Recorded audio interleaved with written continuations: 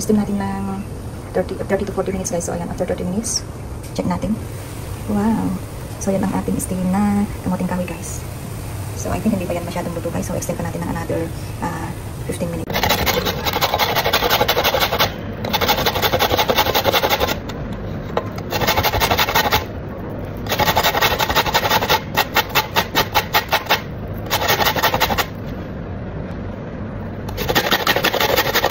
So magdayad tayo guys. Gayarin lang natin itong kamote. Gagawa tayo ng kamote.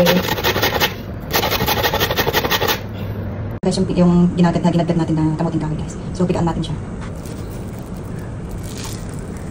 Galing natin guys yung ipagaan natin siya. Ulitin lang natin guys sa pigaan. Ayan, kasi mapait yung tubig nito guys. So mas maganda guys kung dalawang kamay na gamitin natin sa pigaan.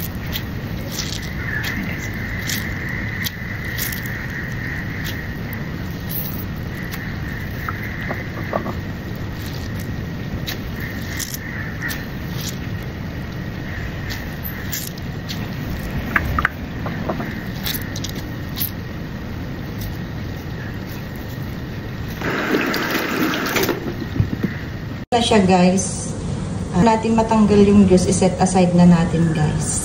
So guys, magluluto ako ng kamuting kahoy. Yan. So babalutin ko lang yung ating kamuting kahoy. So ito yung aking ingredients.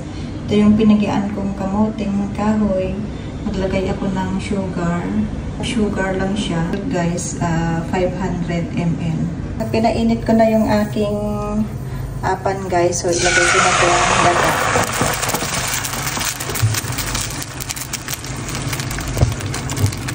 Slow lang guys. Luat ko lang yung gata guys, saka ko ilagay yung asukal.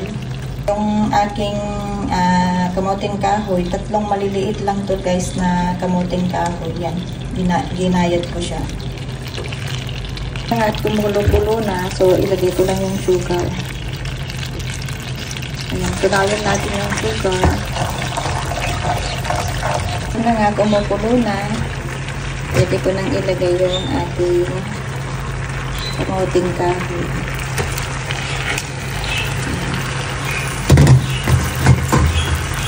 Ano nga guys, luto lang natin yung kamuting kahoy.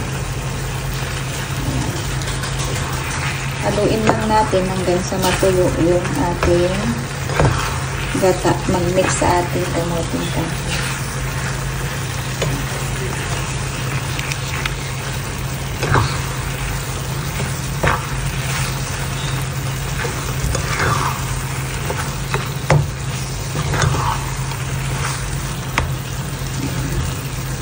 Hayaan natin matuyo yung gata sa kamote guys.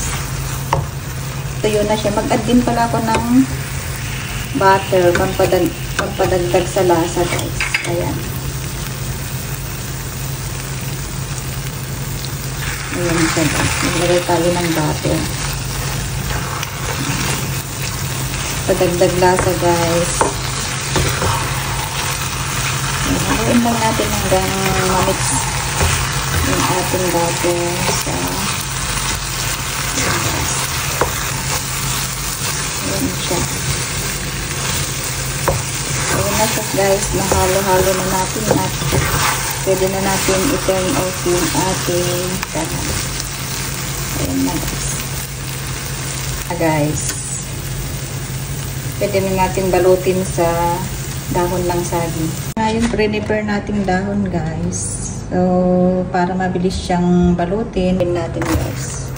Para mabilis anuhin yung balutin yung ating kamote. Ayan.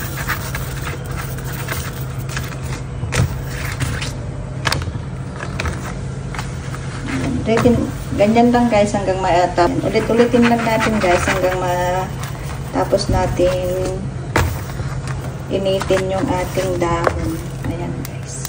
Guys, yung ating kamoting kahoy na naluto sa coconut. So, maglagay lang tayo dito sa dahon guys.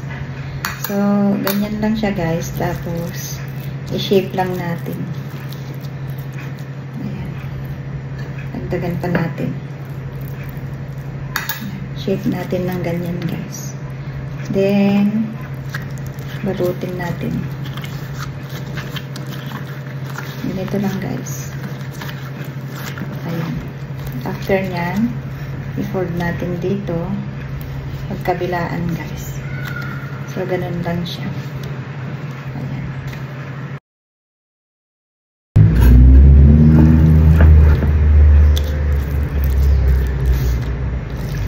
So, ganito lang, guys. Masarap to na merienda.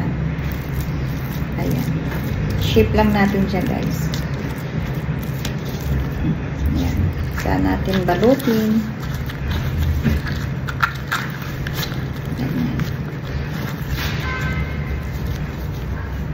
Ayan.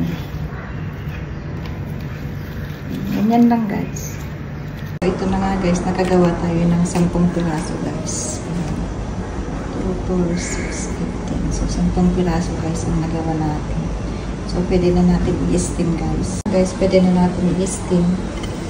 Lagay na natin dito sa may yan, guys.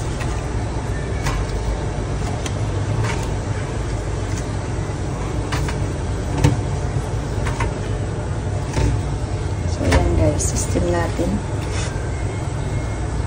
Steam natin, guys. Steam natin na 30 to 45 minutes. Low heat lang. So, steam natin ng 30 to 40 minutes, guys. So, ayan. After 30 minutes, check natin. Wow! So, ayan ang ating steam na kamuting kahoy, guys. So, I think hindi pa yan masyadong luto, guys. So, extend pa natin ng another 15 minutes. Takpan muna natin ulit.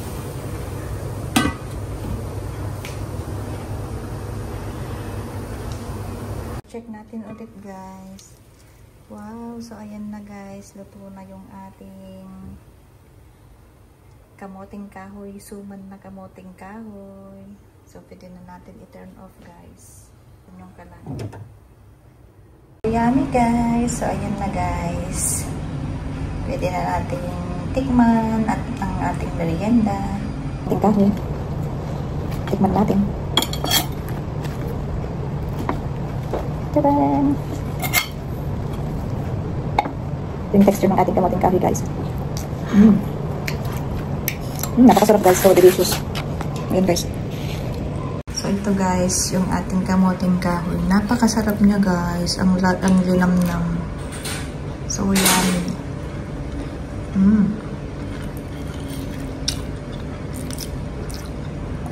Sobrang sarap, guys.